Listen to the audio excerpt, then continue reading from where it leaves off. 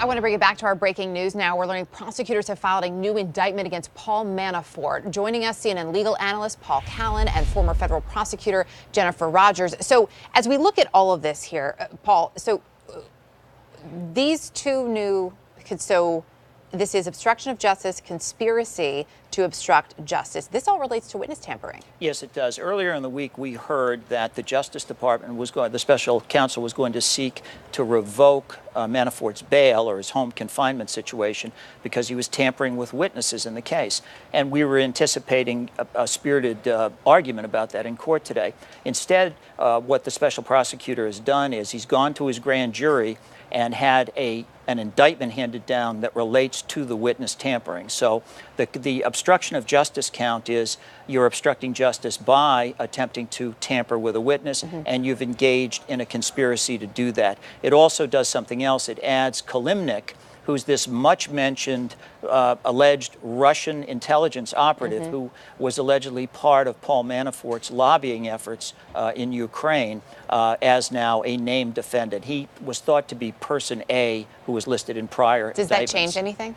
Well, that he's actually named now? Oh, it does change it because he faces serious jail penalties now if he's in the United States. I believe he's still abroad, so it'll restrict his ability to travel because he could be extradited to the United States on the indictment. Whenever there is any sort of movement, obviously, with Robert Mueller and his team, the question is inevitably, what is there to be read into this? Jennifer, is there anything to read into these two indictments beyond just the, sort of the black and white nature of it?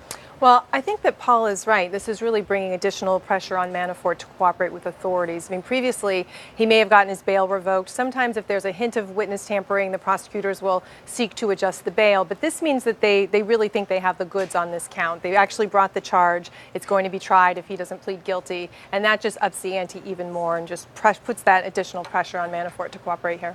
And of course, a lot of people look at this differently when they look at how that raises the pressure and what it could mean for Paul Manafort. But there's always been this question of, what can we actually learn from him?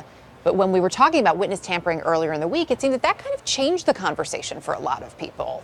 I don't know if that's still the case today. Well, this really does up the ante because prosecutors are not just saying, we want to revoke your bail because you've done something improper. They're saying, we're indicting you for a crime that you can go to prison for an extra 10 years, maybe 20 years for.